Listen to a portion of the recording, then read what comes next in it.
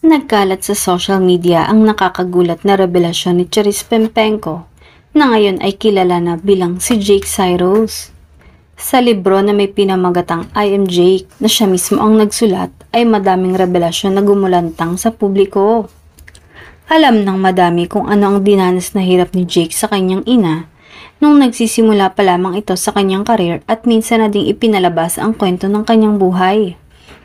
Ngunit sa librong kanyang isinulat ay mas madami pang nagulat dahil sa iba pang mga kwento ni Jake na sa libro lang niya isiniwalat. Ito ay ang hindi magandang karanasan sa kanyang tiyuhin na mismong nanay ni Jake ay hindi naniwala sa kanya.